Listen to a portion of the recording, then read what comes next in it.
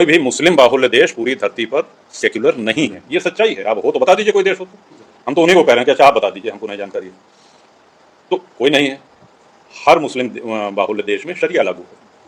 तो हम अपने उस बयान पे आज भी कायम हैं कि जब तक हिंदू बाहुल्य है तभी तक हमारा संविधान है, तभी तक हम एक धर्मनिरपेक्ष देश हैं। भाई साहब, राजा भैया ने जो बातें बोली है वो सर्वविदित है कि जो खाए गाय का गोश्त वो कभी नहीं हो सकता हिंदू का दोस्त। और यही बात तो राजा भैया ने मुसलमानों के बारे में कही है और उन्होंने मुसलमानों पर जो टिप्पणी की है उसे विवादास्पद बताया जा रहा, लेकिन ये कोई विवाद का विषय ही नहीं है, बल्कि उन्होंने तो हकीकत का खुलासा कर दिया है। सच्चाई पर जो पर्दा पड़ा हुआ था, सच्चाई पर पड़े उस पर्दे को उन्होंने हटा दिया है। और आप जरा राजा भैया का ये बयान सुनिए। अगर आप इस बयान से सहमत हो तो इस वीडियो को शेयर कर हर भारतवासी तक पहुंचाने की जिम्मेदारी अब आपकी है। अब जरा आप ये बयान सुनिए। कोई भी मुस्लिम बाहुल्य देश पूरी धरती पर सेक्युलर नहीं है, ये सच्चाई है। आप हो तो बता दीजिए कोई देश हो तो। हम तो उन्हीं को कह रहे हैं कि अच्छा आप बता दीजिए, हमको नहीं जानकारी है। तो कोई नहीं है। हर मुस्लिम बाहुल्य देश में शरिया लागू है। तो हम अपने उस बयान पे आज भी कायम हैं कि जब तक हिंदू बाहुल्य है तभी तक हमारा संविधान है, तभी तक हम एक धर्मनिरपेक्ष देश हैं। सनातन के आगे तो झुकना पड़ेगा, सबको झुकना पड़ेगा। प्रतापगढ़ से बड़ी खबर है, जहां दिव्य श्री राम कथा की तैयारियां जोरों पर है। बागेश्वर धाम के पीठाधीश्वर आचार्य पंडित धीरेन्द्र कृष्ण शास्त्री 17, 18, 19 और 20 नवंबर को बेती कुंडा में श्री राम कथा सुनाएंगे।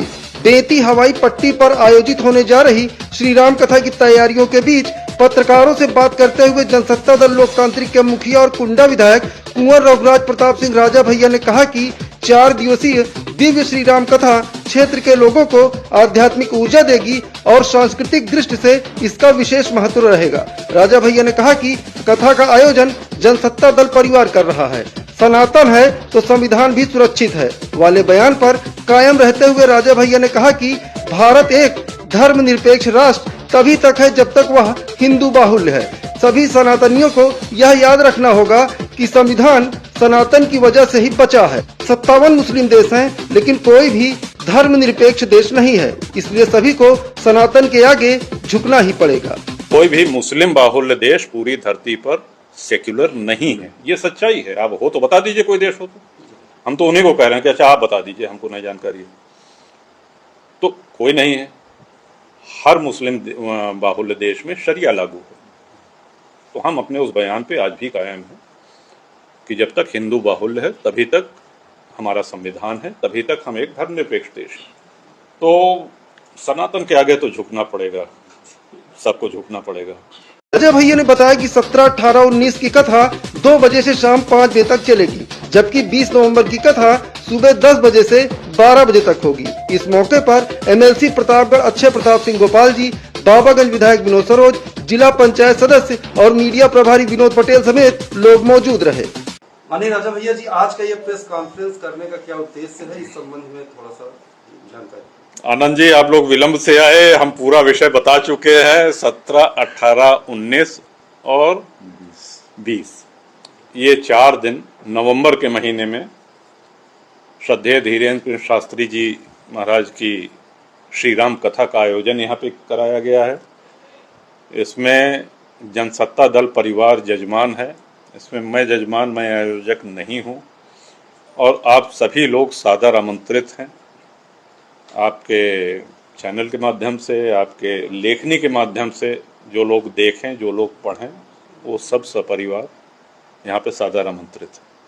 ये महाराज जी, एक सवाल आज बड़ा ट्रेंड कर रहा है, आपका एक बयान, सनातन है तो संविधान है, और इसको लेकर के कई लोगों ने ट्रोल किया, कई लोगों ने समर्थन किया।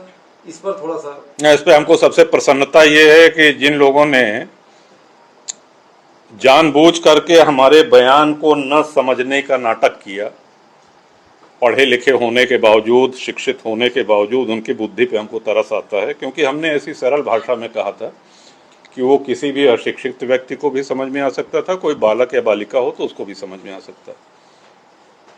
इस सवाल को, इसके पीछे जो यथार्थ है पूरी दुनिया का, भारत अगर धर्मनिरपेक्ष राष्ट्र है तो सिर्फ इसलिए कि वो हिंदू बाहुल्य है। कोई भी मुस्लिम बाहुल्य देश पूरी धरती पर सेक्युलर नहीं है, ये सच्चाई है। आप हो तो बता दीजिए कोई देश हो तो, हम तो उन्हीं को कह रहे हैं कि अच्छा आप बता दीजिए, हमको नहीं जानकारी है। तो कोई नहीं है। हर मुस्लिम बाहुल्य देश में शरिया लागू है। तो हम अपने उस बयान पे आज भी कायम हैं कि जब तक हिंदू बाहुल्य है तभी तक हमारा संविधान है, तभी तक हम एक धर्मनिरपेक्ष देश हैं। कुछ राजनीतिक और यहाँ ये भी नहीं भूलना चाहिए कि हमारे देश का बंटवारा धर्म के आधार पे हुआ। तो धर्म के आधार पे बंटवारा हुआ। मुस्लिम लीग ने कहा कि हमको एक मुस्लिम राष्ट्र चाहिए और इस तरह से भारत के टुकड़े हुए। बाद में जो पूर्वी पाकिस्तान है वो बांग्लादेश बना 71 में। तो ये सब सारी चीजें धर्म के आधार पे, मजहब के आधार पे हुई हैं। हिंदुओं ने तो जो मुस्लिम जा रहे थे पाकिस्तान बंटवारा के समय, उस समय भी रोकने का काम किया कि आप रुकिए। आप कुछ पूछ रहे थे। कुछ राजनेता जो सनातन पर लगातार टिप्पणी करते हैं, आज वही सनातन के को लेकर के उस पर मतलब ये कह लीजिए कि सनातन के सहयोग में बोल रहे हैं, इस पर क्या कहेंगे? जैसे सनातन का पहले विरोध करते हैं। नहीं, हम सीधी सी एक बात कहेंगे, इस धरती पे जितने धर्म हैं, जितने पंथ हैं, उन सब का आरंभ होने की एक तिथि है कि साहब फला क्रिश्चियनिटी इस तारीख से शुरू हुई, इस्लाम इस तारीख से शुरू हुआ, सिख धर्म इस तारीख से शुरू हुआ। लेकिन हिंदू सनातन धर्म अनादि है, अनंत है। और सबसे महत्वपूर्ण बात, अन्य धर्मों को आरंभ करने वाले एक व्यक्ति, एक महानुभाव थे। हिंदू धर्म की उत्पत्ति किसी एक महानुभाव से नहीं हुई है, ये शाश्वत है, इसीलिए इसको सनातन कहा गया है। तो सनातन के आगे तो झुकना पड़ेगा, सबको झुकना पड़ेगा। और प्रयास भी हमारा यही रहता है अपनी कार्यशैली में कि हमारे हिंदू धर्म में जो कमियां आ गई हैं, जो जातिवाद आदि इस तरह की जो कमियां हैं, उनको दूर करें। और वो प्रभावी हो रही हैं। हिंदू जाग रहा है अपने देश के प्रति, अपने धर्म के प्रति, उसमें जागरूकता। अब आपकी क्या प्रतिक्रिया है? अपनी प्रतिक्रिया जरूर